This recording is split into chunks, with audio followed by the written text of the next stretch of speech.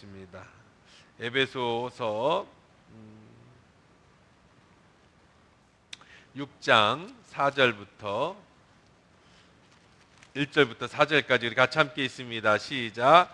자녀들아, 주 안에서 너희 부모에게 순종하라. 이것이 옳으니라. 내 아버지와 어머니를 공경하라. 이것은 약속 있는 책겸이니 이로써 내가 잘되고 땅에서 장수하리라. 또 아비들아, 너희 자녀들을 노엽게 하지 말고 오직 주의 교훈과 훈계로 양육하라. 아멘. 좋으신 하나님 감사합니다. 이 시간에 주의 말씀 들으려고 합니다. 주의 말씀이 생명의 음성으로 들려지는 은혜의 시간 되게 하옵소서. 예수님의 이름으로 기도합니다. 아멘. 이 5월의 가정의 달 맞이해서 우리 특별 말씀을 준비하고 있습니다. 지난주에 우리는 부부의 자리에 대한 말씀을 함께 나눴었죠.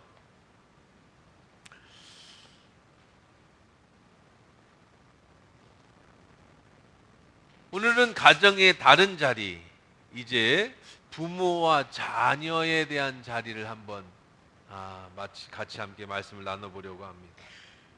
우리가 지난주에 부부라는 것은 서로 마주보면서 서로 하나가 되는 것에 대한 말씀을 나눴습니다.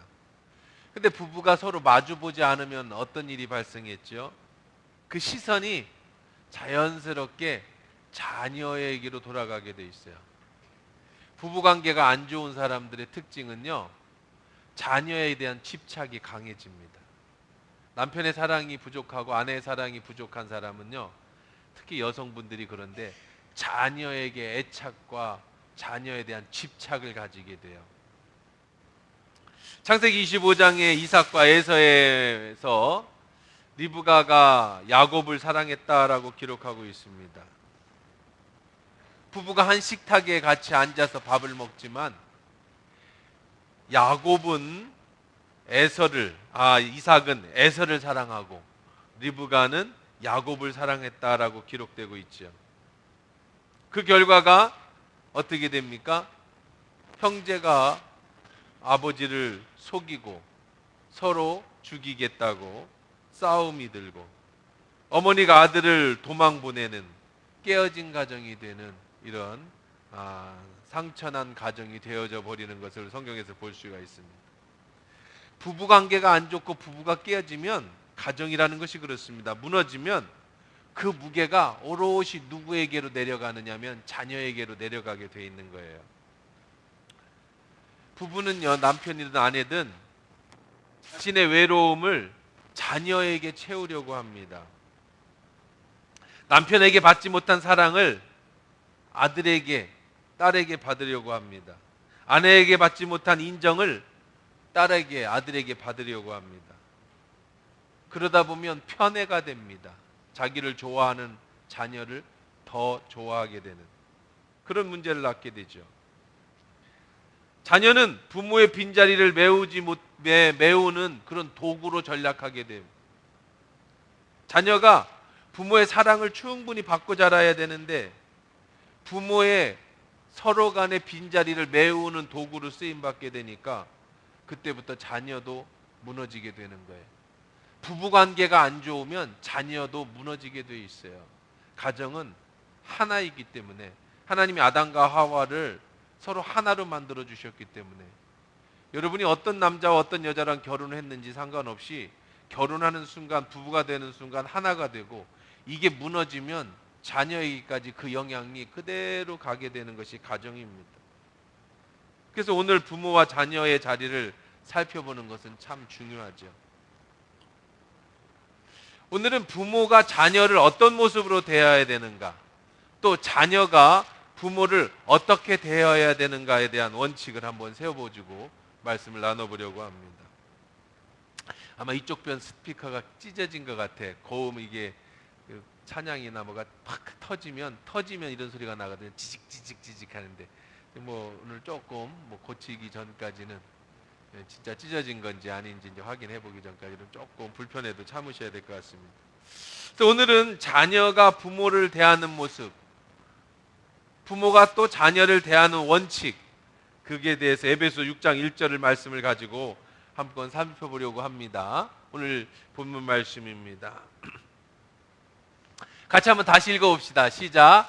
자녀들아 주 안에서 너희 부모에게 순종하라. 이것이 옳으니라. 내 아버지와 어머니에게 공경하라. 이것은 약속이 있는 첫 계명이니 이로써 내가 잘되고 땅에서 장수하리라. 또 아비들아 너희 자녀를 노엽게 하지 말고 오직 주의 교훈과 훈계로 양육하라. 부모부터 한번 살펴보려고 그래요. 부모가 자녀를 어떻게 길러야 되는지. 성경에는 우리 인생에 살아가는 모든 것이 다 들어 있습니다. 그 중에서 자녀 교육에 대한 기본적이고 핵심적인 구절이 바로 이 한 절에 나와 있습니다. 자녀를 노엽게 하지 말라. 자녀를 노엽게 하지 마라. 노엽게 한다. 노엽다. 이거는 뭐 좀 단어가 우리가 이제 한국어로 원어를 번역하다 보니까 옛날 언어가 많이 들어서 그래요. 노엽다. 이거는 보통은 노인들이나 어른들에게 쓰는 단어지요. 노여워하셨다. 우리 할아버지가 노여워하셨다. 아버지가 노여워하셨다. 요즘 단어하고는 좀 어렵습니다. 근데 자녀에게 썼어요. 그러니까 한국 번역에서의 문제. 이거 잘 다른 걸로 한번 맞춰보세요. 이거 왜 너무 심한데? 예. 걸. 지금 다른 것이 좀 켜져 있는가? 뮤트 시켰어요? 심각한데 뮤트 다 시켰어요?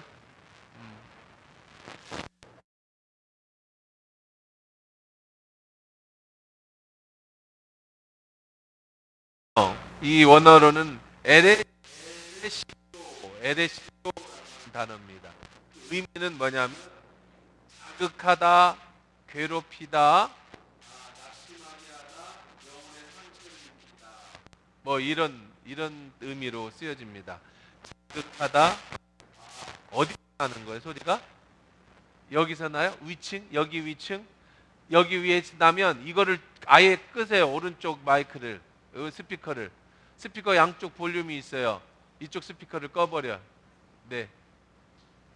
자, 노엽게 하다라고, 노엽게 하다라는 말, 에레시오라는 단어인데 이게 자극하다, 괴롭히는 거예요. 짓누르다라는 말 뜻도 있습니다. 다른 마이크를 써볼까요? 다른 마이크를 하나 줘보세요. 이거 말고 이거 뮤트 시키고 다른 마이크로. 자, 이게 골로새서 3장 21절에도 또 같은 단어가 나옵니다. 읽어볼까요? 아비들아 너희 자녀를 노엽게 하지 말지니 낙심할까 함이라.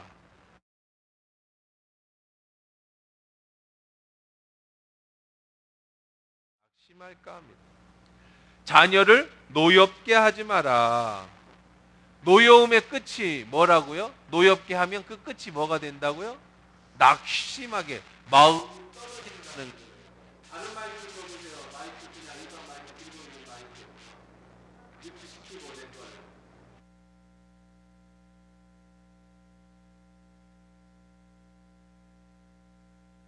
하나 둘 셋, 하나 둘 셋. 이거 뮤트 시키고 이거 켜 있는 거죠? 이쪽 켜 있는 거지 현재 다 양쪽 스피커. 그렇죠? 그럼 이거 뮤트 시키고 이거 맞으세요. 그러면 이거 이어폰 이거 문제입니다. 이건 괜찮잖아. 마이크가 잘 됐어요. 자, 자녀들을 노엽게 하면 결국 끝이 뭘로 오느냐? 낙심으로 오는 거예요. 자녀가 낙심한다는 거예요. 낙심이라는 단어는 무슨 뜻이냐면 이 단어는 주저앉힌다라는, 주저앉혀 버려요. 영혼을 주저앉혀 버린다라는 겁니다. 어느 날 분노하던 아이가 자꾸 분노가 쌓아지면 어떻게 되느냐? 낙심해 버려요. 주저앉아 버려요. 얼굴의 표정이 사라집니다. 말이 사라집니다. 꿈이 사라집니다. 그게 바로 낙심이라는 거예요. 부모가 자녀를 자꾸 노엽게 하면 자녀가 나중에 꿈도 사라지고 이제 여러 가지 말이 사라지고 표정이 사라지는 거예요. 혼내지 말라는 거하고 다른 거예요. 노엽게 하지 말라 하면 오해를 해서 또 아이가 잘못해도 아이고 또 혼내키면 노여워, 이게 아니고 다른 의미예요. 영혼을 죽이지 말라라는 겁니다. 자, 그러면 자녀를 노엽게 한다라는 게 뭐냐? 어떻게 하면 자녀를 노엽게 하느냐? 대표적인 예가 이런 것이 있습니다. 비교하는 거예요. 야, 옆집에는 그렇게 공부 잘하는데 너는 왜 그래? 뭐 이러면서 엄마 친구 딸, 엄마 친구 딸, 엄친아, 엄마 친구 아들. 근데 그거 기억하세요. 엄친아 동생이 있어요. 걔는 형한테 맨날 쳐가지고, 근데 우리는 계속 엄마 친구 아들, 엄마 친구 딸, 잘 나가는 애들만 생각하잖아요. 거기에 짓눌리는 동생들이 있는데, 근데 자꾸 비교하면 안 돼. 여러분 자녀를요, 자녀로서 존중하고 자녀로서 고귀해. 공부 잘하고 못하고는 다른 차원이에요. 그러니까 비교하면 안 돼요. 다 잘할 수 있는 게 달라. 그 다음에 두 번째, 자녀를 노엽게 하는 방식들은요, 깎아내리는 거야. 넌 그것도 못하니? 이렇게. 너는 왜 그렇게 못해? 이런 것들입니다. 그 다음에 세 번째로는 여러 가지 직접적인 원인이 있습니다. 이제 여러 가지 노엽게 하는 것. 요게 지금 잘못 다른 것이 이제 들어갔네요. 예. 자, 다른 게 들어갔는데, 그 다음에 노엽게 하는 것은 감정에 따라서 어느 날은 사랑한다고 하고, 엄마가 기분이 좋으면 사랑해, 내 딸, 우리 아들 너밖에 없어, 막 그러다가 아버지랑 싸워. 뭐 엄마 어디 가서 기분 나쁜 일 있어. 그러면 똑같이 어떤 때는 용서해주고 어떤 때는 뭐 어떤 기분 나쁜 날은 막 매를 들고, 그러면 그 아이가 어떻게 되느냐면은요, 눈치를 보게 됩니다.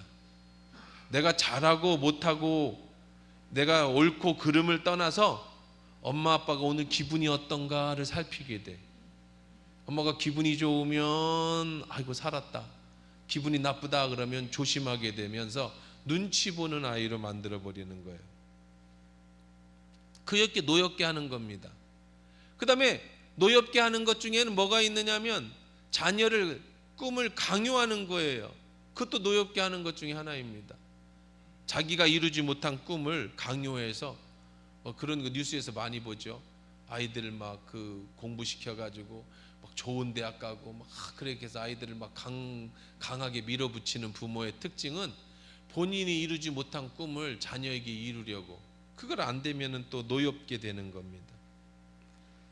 이런 여러 가지 것들이 자녀에게 상처를 주죠. 그런데 많은 부모들이 착각하고 엄청나게 착각하는 거 하나가 있어요. 자녀를 키우면서 크게 착각하는 게 있어요. 뭔지 아세요? 그건 뭐냐면, 아이가 어리니까, 나는 부모니까 내가 이렇게 해도 돼. 왜? 얘는 반항하지 않거든요.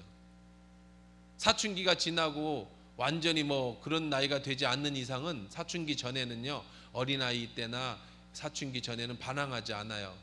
부모가 하나님이에요. 때리면 맞아야 되고 밥 안 주면 굶어야 됩니다. 그러니까 아이가 눈치를 보며 자라죠. 사춘기를 크게 앓는 아이는요, 부모 교육에 큰 문제가 있는 경우가 8, 90%가 되는 거예요. 사춘기 때 아이들이 이성이 들어가면서 생각이 바뀌고 이것 때문에 반항을 하게 되는 것이거든요. 다 그런 건 아니지만 대부분 그렇습니다. 그러니까 여러분들, 부모가 자녀를 노엽게 하면 감정적으로 내가 막 쏟아 부어도 애가 반항하지 않으니까 괜찮다. 그런데 사실 여러분 직장에서 그렇게 안 하죠. 사실 여러분들에게 가까이 있는 사람들한테는 절대 그렇게 안 합니다. 우리들의 말 하나, 행동 하나, 혹시 저 사람 상처 줄까, 혹시 저 사람이 기분 나쁠까, 말 조심하게 돼 있어요. 직장에서도 조금 말 잘못하면 왕따 당하고 사회생활을 못합니다. 그러니까 사람들은 근본적으로 말을 조심하려고 하고 있어요. 그런데 집에 와서는 사랑하는 사람에게는, 특히 자녀에게는 자기 감정대로 말하고 자기 마음대로 합니다. 왜? 애가 반항 안 하니까. 근데요, 이거는 정말 큰 실수를 하는 거예요. 왜 그게 큰 실수냐면, 여러분들도 기억나시죠? 여러분이 어렸을 때 부모들이 여러분에게 준 상처의 말들, 그게 아무것도 아닌 것 같고 반항하지 않는 것 같지만 이걸 평생 가지고 살아가는 사람들이 참 많아요.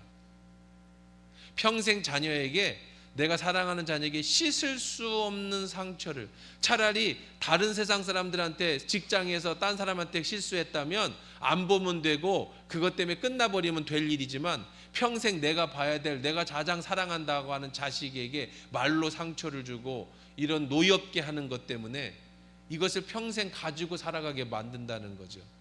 여러분들 다 그런 경험이 있지 않으세요? 여러분 부모에게 했던 그것을 지금도 기억하고 있는 그런 단어들이 있지 않습니까? 그때 상처들이 있지 않습니까? 이런 상처가요, 단순히 자녀가 어떤 아픔으로 끝나는 게 아니에요. 자녀가 그런 나쁜 자기의 기억으로 끝나는 게 아닙니다. 이것이 지속되고 자녀를 계속 노엽게 할 때 나타나는 현상이 있는데요, 그것은 자녀가 크면서 성격과 삶에 많은 영향력을 줍니다. 이것을 애착 외상이라고 합니다. 심리학적으로 애착 외상이라고 하는데요, 이걸 또 다른 말로 발달 외상이라고도 합니다.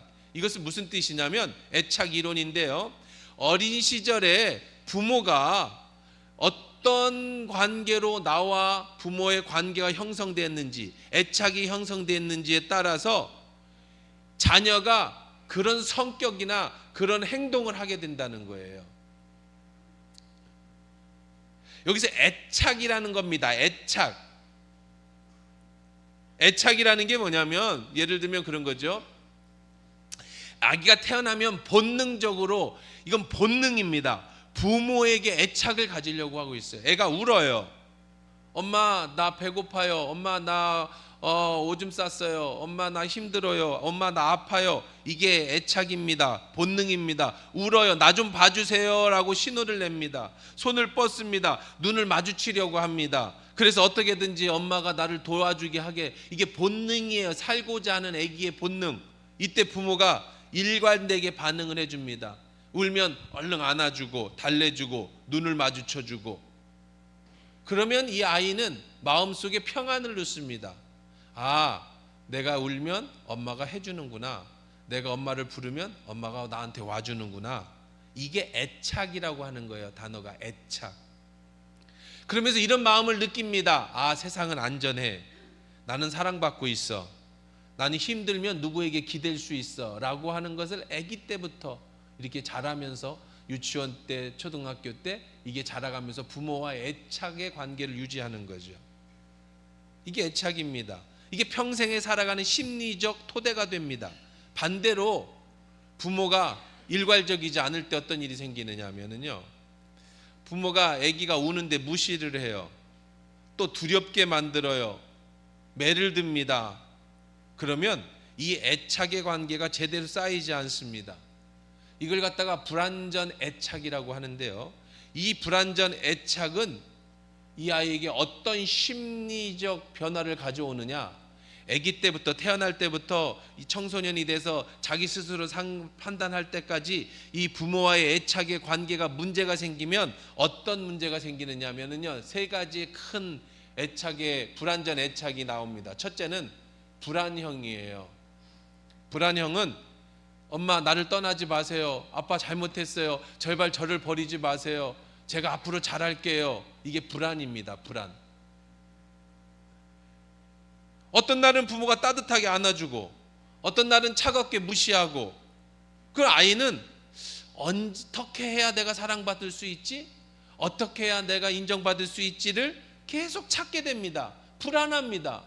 일관적으로 부모는 무조건적으로 날 사랑해주고 무조건적으로 나를 받아줘야 되는데, 어떤 때는 받아주고 어떤 때는 안 받아주니까 어떻게 해야 되는 거야? 공부를 잘해 갖고 와야 되는 거야? 말을 잘 들어야 되는 거야? 이 눈치를 보게 돼요. 예측이 안 되니까 항상 불안한 마음으로 사춘기를 지냅니다. 그때 큽니다. 그게 평생의 자기 성격이 돼버려요. 어떤 경우는 더 울어야, 막 때를 써야 엄마가 다 받아주면, 이런 아이는요 계속해서 사회생활을 할 때 이런 어떤 것에 대해서 막 집착하는 이런 형으로 바뀌게 되네요. 마치 신호등이 언제 빨간불이 바뀔지 몰라서 긴장하는 것 같은 불안을 가지는 겁니다. 이 아이가 나중에 어떤 사랑하는 사람을 만나요. 남자를 여자를 만나면 어떻게 현상이 되냐면 자꾸 사랑을 확인합니다. 너 진짜 나 사랑하는 거 맞아? 남자친구가 한 하루 정도 뭐 연락이 안 되면 불안해가지고 막 미치지요. 나중에 결혼해서는 자기 아내에 대해 집착하게 되고 남편에게 집착하게 되는 여러 가지 현상이 나타나게 됩니다. 이 사랑뿐만 아니라 인간관계에서도 집착하게 돼요. 불안하게 합니다. 삶이 불안해요. 저 사람이 날 떠날 것 같고. 이게 이 부모로부터 받던 애착의 형성이 잘못돼서 그래. 카톡을 올렸는데 안 오면 왜 이렇게 답장이 늦냐고 막 안달이 나고, 조금만 거리감만 느껴도 극도로 불안해서 저 남자가 날 버릴 것 같고, 이게 이 모든 것이 불안해서 나오는 애착 형성이 안 돼서 그런 겁니다. 회피형이 있습니다. 그 다음입니다. 이 불안은 그래도 어느 정도 애착 형성이 된 사람의 문제고요. 두 번째 회피형이 있어요. 이 회피형은 뭐냐면 부모가 아이의 감정을 지속적으로 무시하는 거예요. 계속 귀찮아하는 겁니다. 울어도 안 알아주고요. 힘들다고 해도 뚝 그쳐 반응만 돌아옵니다. 그러면 아이는 아기 때부터 그것을 계속 경험치를 쌓습니다. 이 애착의 경험치가 어떻게 쌓아지냐면, 우리 엄마는, 우리 아빠는 내가 아무리 때를 써도 안 들어주시는 분이야. 저분은 내가 아무리 해도 본인의 감정에 따라 움직이지 내가 아무리 해달라고 해도 안 주지. 이러면 이때부터는 불안은요, 그래도 줄 수도 있고 안 줄 수도 있으니까 불안한 건데, 이게 넘어서면은요 이제는 완전히 포기해버리는 겁니다. 이게 회피형이야. 어차피 엄마한테 기대해봐야, 아빠한테 기대해봐야 나올 게 없어. 그러면 이런 사람 애들은요 주로 친구를 찾습니다. 부모가 아닌 다른 것에 집착하게 돼요. 다른 것으로부터 이 애착을 가지려고 하게 됩니다. 버리게 되죠. 이 아이가 크면 어른이 되면은요 벽을 칩니다. 사람들하고 모두 벽을 쳐요. 아무도 믿지 않습니다. 오직 믿을 사람은 나 자신밖에 없다고 생각을 해요. 그래서 난 혼자가 편해. 사회생활을 못해요. 남들하고 대화를 잘 못합니다. 남들의 관계에 잘 끼어들지 못합니다. 그냥 혼자 있는 게 편해요. 어차피 사람은 기대할 존재가 아니야. 이런 관계가 되는 거예요. 그렇지만 사실은 굉장히 외롭죠. 혼자만의 깊은 어려운 인생을 살게 되는 게 이 회피형입니다. 세 번째, 혼란형이 있어요. 이거는 가장 나쁜 케이스인데요. 불안과 회피를 넘어서면 혼란이 옵니다. 혼란형은 사람이 무서워지는 형이에요. 가장 상처가 깊은 유형인데요. 아이가 차라리 엄마 아빠가 버려두면 나 혼자 살겠다라고 하는 게 생기는데, 학대를 당하면, 정서적 학대든 육체적 학대를 당해서 애착이 깨지면 그 다음에 나타나는 현상은 모든 것에 대해서 혼란하게 생각합니다. 인생이 혼란해요. 이런 사람의 특징은요, 갑자기 폭발합니다. 어떤 사람이 다가오는 걸 두려워합니다. 저 사람이 나한테 다가오면 일이 터질 것 같아요. 완전된 모순적인 상황으로 바뀌어요. 인생이 혼란스러워요. 어른이 되면은요, 가까워질 수가 없고요. 누군가가 다가오면 도망가는 패턴을 반복합니다. 사람과의 만나는 자체가 공포예요.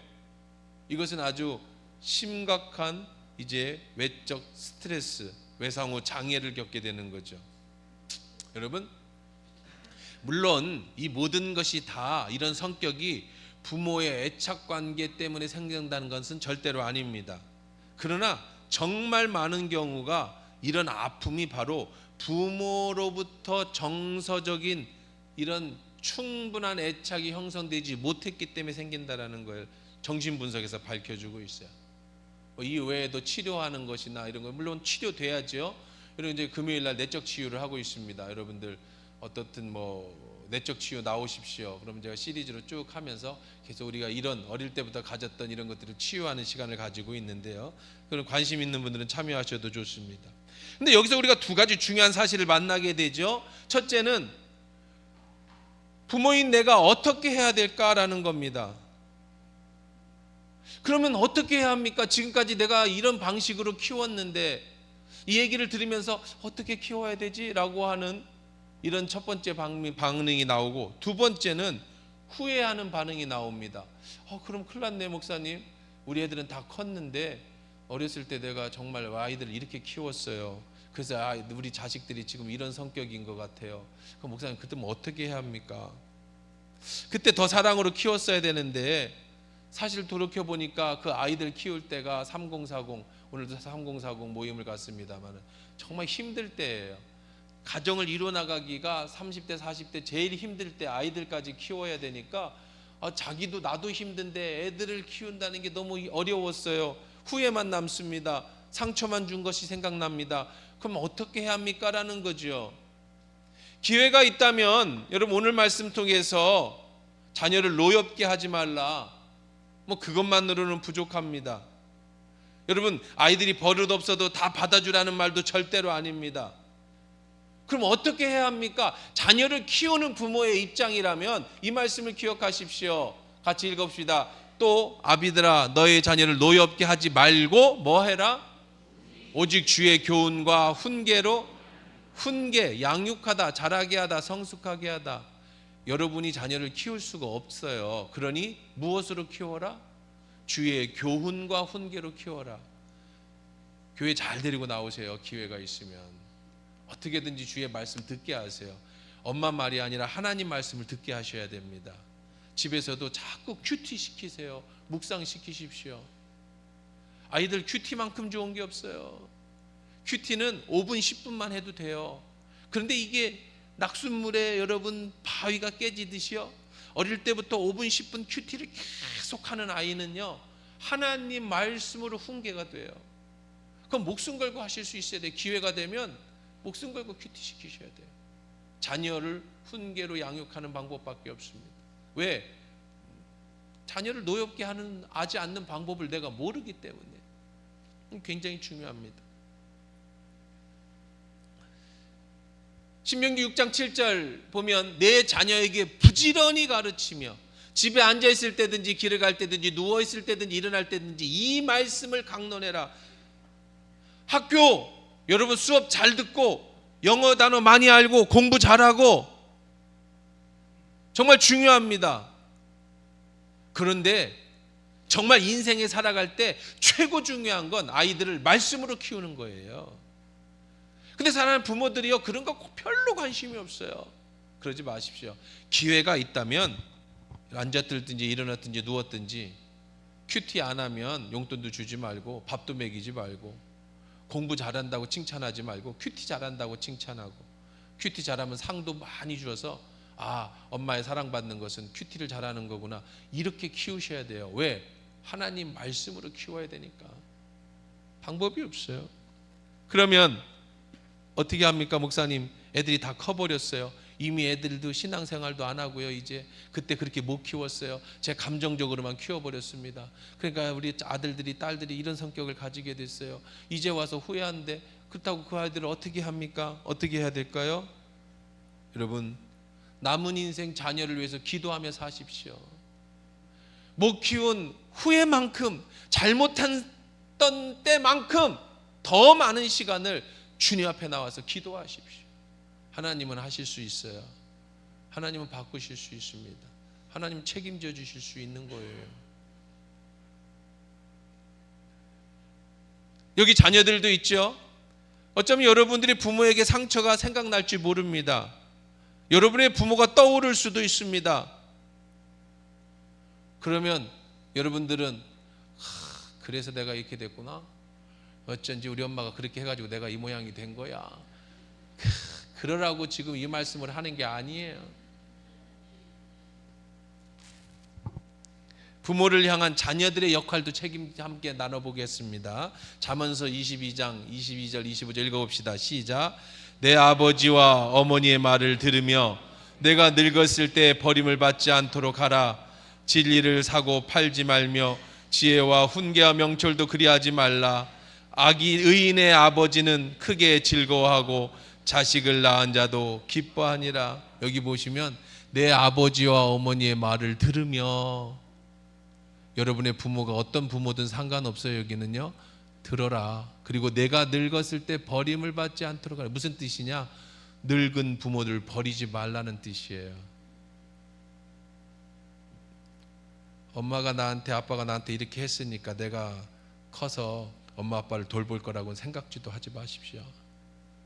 사랑은 내리사랑이라고 하죠. 자식은 사랑하는데 우위를 잘 사랑하지 않아요. 부모를 잘 사랑하지는 않아. 부모에 대한 원망만 남아. 부모가 나한테 잘못한 것만 남아. 그래서 나중에 부모를 버리지 말라. 성경은 얘기하고 있어요. 아무리 여러분의 부모가 여러분에게 잘못 가르쳤어도, 여러분의 나쁜 마음을 주고 상처를 줬어도, 여러분의 부모에 대한 나쁜 이미지와 개념을 가졌어도 어찌됐든 여러분의 부모는 들어야 돼, 말씀을.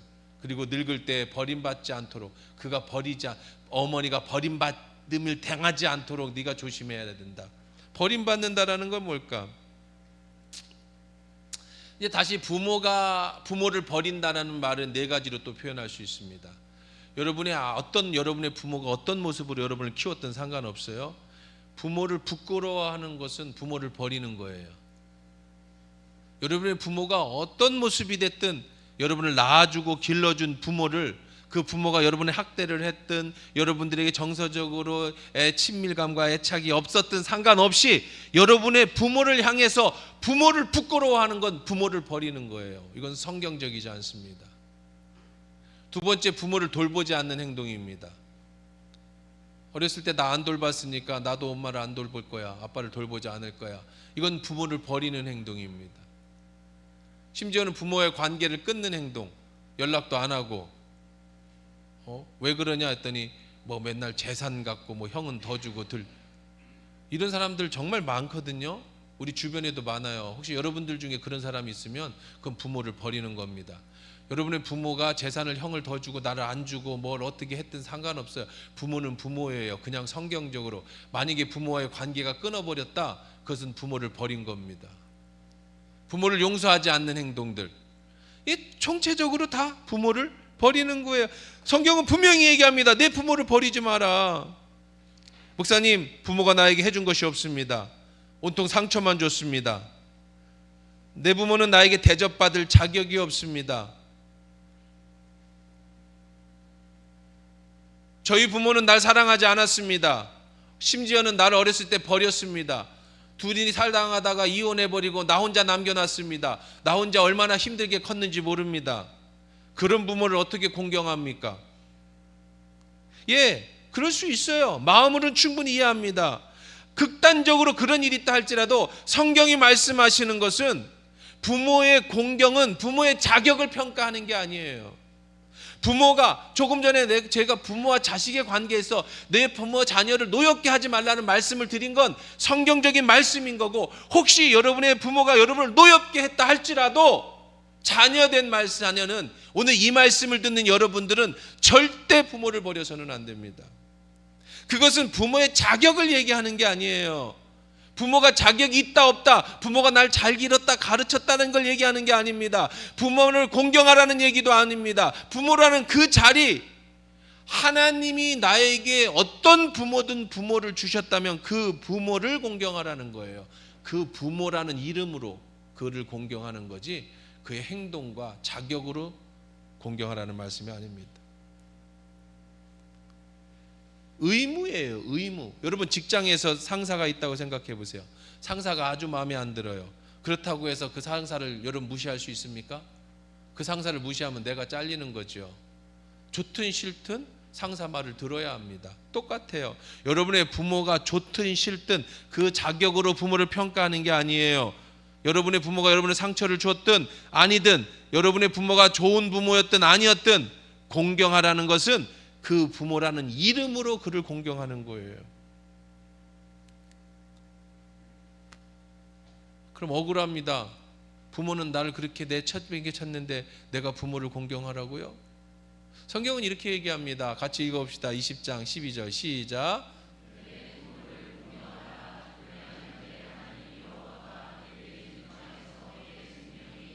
아멘. 에베소 6장 2절 3절도 읽어봅시다. 시작. 내 아버지와 어머니를 공경하라. 이것은 약속 있는 첫 계명이니 이로써 내가 잘되고 땅에서 내 부모를 부모라는 이름으로 너에게 어떻게 했든 상관없이 공경해라. 버리지 마라. 그러면 내가 갚아줄게. 하나님이 말씀하시는 거예요. 내가 책임져 줄게. 내가 약속 있는 첫 계명이야. 내가 잘 되고 장수할 수 있도록. 장수라는 건 오래 산다는 얘기 아니에요? 여러분 오해하시면 안 됩니다. 성경에서 장수라는 말은 수명이 길다라는 얘기가 아니에요. 수명은 다 정해져 있어요. 하나님이 우리에게 태어날 때부터. 사는 동안에 하나님이 주시는 축복된 인생을 사는 걸 장수라고 하는 거지, 길게 사는 걸 장수라고 하는 게 아니에요. 내가 사는 동안에 땅에서 사는 동안에 모든 복을 누리며 살 수 있도록 누가 해결해 주겠다? 하나님이 해결해 주겠다. 조금 전에 본 것처럼 내가 준 땅에서 내 생명이 길겠다. 같은 얘기죠. 10계명도 첫 계명부터 4계명까지는 하나님을 향한 계명이지만 인간을 향한 첫 번째 계명이 내 부모를 공경하라예요. 살인하지 마라, 도둑질하지 마라, 간음하지 말라는 말보다 제일 먼저 앞서는 게 부모를 공경하라는 거예요. 부모를 공경하지 않는 사람은 하나님의 축복을 논할 수가 없어요. 여러분이 금요기도에 나오고 새벽기도 나와서 아무리 하나님 복 달라고 기도해도 여러분이 부모를 공경하지 않고 부모를 버리면 하나님이 주시는 복을 받을 수가 없어요. 순서예요, 순서. 내 부모를 공경하라. 어쩌면 사랑할 수는 없겠지요. 하지만 부모라는 이름으로 무조건 공경해야 됩니다. 아까 얘기한 것처럼 절대 버려서는 안 됩니다. 이것이 하나님의 축복이에요. 그러니까 부모를 원망하는 건 어리석은 거예요. 여러분의 부모 때문에 여러분의 잘못된 상처가 있고 이것 때문에 내 인생에 있다면 여러분 금요기도에 나오셔서 치유하십시오. 회복하십시오. 디톡스를 맞으셔야 됩니다. 여러분들이 하나님 말씀으로 회복하시면 돼요. 그거를 제가 해드릴게요. 금요일날 나오십시오. 하지만 여러분에게 상처를 줬다고 해서 여러분의 부모를 원망하거나 여러분의 부모를 버려서는 절대로 안 된다는 거예요. 부모를 원망하는 건 어리석은 겁니다. 어떤 부모든 부모를 공경하십시오. 그러면 하나님이 대신 갚아주신다. 이번 다윗을 한번 보세요. 다윗은 아버지 이새로부터 사랑을 받지 못하고 자란 자녀입니다. 사무엘이 기름 부으러 왔을 때 다윗은 밖에서 양을 쳤어요. 이새가 생각했어요. 우리 집안에서 왕이 나는데 다윗은 아니다. 명백한 차별입니다. 무관심입니다. 다윗이 아버지를 원망했을까요? 다윗은 아버지의 사랑을 받지 못한 걸 전적으로 하나님을 향한 애착으로 바꿨어요. 자식을 향한 애착으로 바꾼 게 아니라 아버지의 받지 못한 사랑을 하나님의 애착으로 바꿨어요. 여러분 부모가 여러분을 사랑하지 않는다면 그 받지 못한 애착을 하나님께 받으시면 돼요. 여러분 괜히 자녀에게 애착을 받고 또 여러분의 다른 사람에게 애착을 가지면 상처를 받습니다. 남편에게 받지 못한 애착을 하나님께 받으십시오. 자식에게 받지 못한 애착을 하나님께 받으십시오. 자, 부모에게 받지 못한 애착을 하나님께 받아. 다윗은 하나님께 받았어요. 다윗은 이새를 원망하지 않습니다. 다윗이 사울 왕에게 쫓겨 도망 다닐 때입니다. 사무엘상 22절에 보면 다윗이 사울에게 쫓겨 도망갈 때 그냥 자기 몸만 피해서 도망가지 않았어요. 자기 아버지를 모압 왕에게 부탁하고 도망갑니다. 저희 아버지를 책임져 주십시오 하고 도망갔어요. 안전한 곳에 피신시켜 줍니다. 자기 자신 목숨도 위태로운 상황에서 동굴에 숨어 도망 다니는 신세인데 그는 제일 먼저 한 게 자기 부모부터 챙긴 거예요. 나 때문에 부모가 문제가 되지 않으려고 아버지를 들에 버려두지 않았다는 겁니다.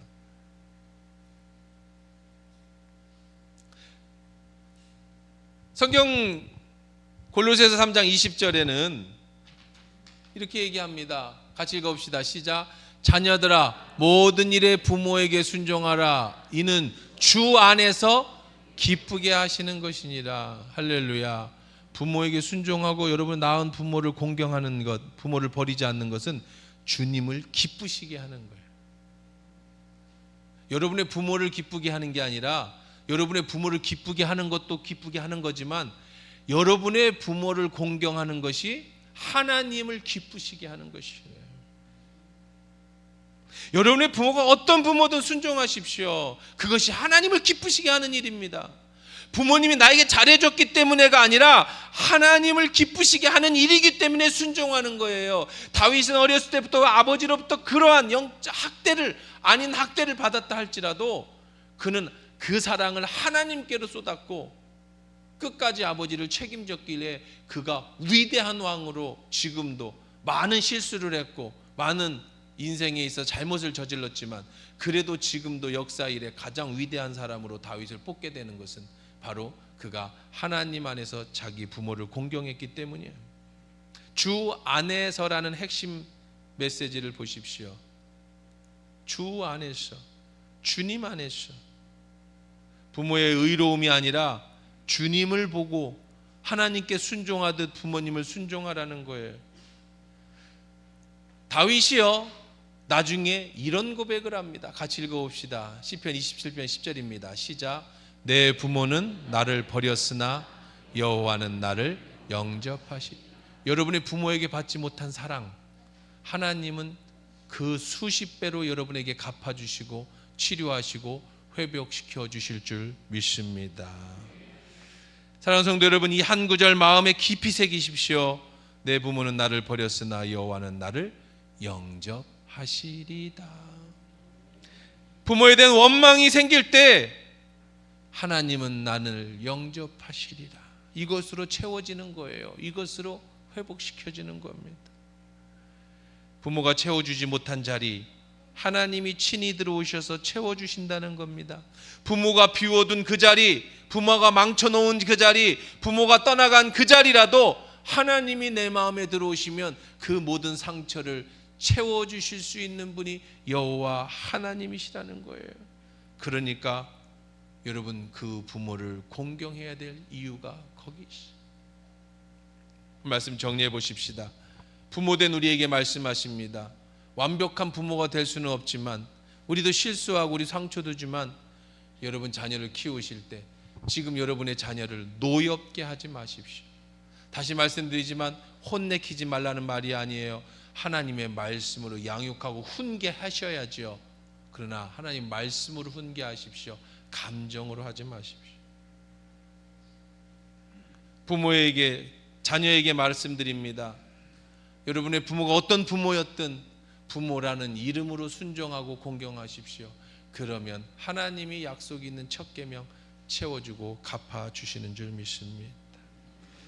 이제 5주차로 부모와 자녀 관계까지 가정의 달 시리즈 설교를 마칩니다. 한마디로 정의하면서 마치려고 합니다. 부부는 당신은 나의 살 중에 살이요 뼈 중에 뼈라는 것으로 사십시오. 너와 나는 하나예요. 둘이가 하나가 될 때 가정은 행복해집니다. 부족함을 채워주는 거죠. 부모와 자녀는 부모는 자녀를 말씀으로 양육하고 노엽게 하지 마십시오. 내 힘으로 안 됩니다. 자녀는 부모에게 나의 부모가 어떤 분이든 순종하고 효도하십시오. 그것이 이 땅에서 잘 되는 비결입니다. 우리가 첫 주 제가 설교를 시작할 때 이런 말씀 드렸습니다. 우리는 전혀 다 다른 가정이라는 이름으로 모양을 가지고 살아갑니다. 편모 가정도 있을 것이고 이혼 가정도 있을 것이고 고아도 있을 수도 있고 여러분 여러 가지 상처가 아픔이 있는 가정이 있을 수 있습니다. 그러나 꼭 기억하십시오. 모든 가정은 소중합니다. 그리고 모든 가정에 하나님의 은혜가 임하면 그 가정을 통해 천국에서는 누릴 수 없는 최고의 축복을 이 땅에서 누리게 될 줄 믿습니다. 그런 멋있는 가정, 오늘 사명선언문도 발표했지만 여러분의 인생이 주님 만난 날까지 가정을 통해 주시는 최고의 축복을 누리는 우리 하나교회 모든 성도들 되시기를 주의 이름으로 축복합니다.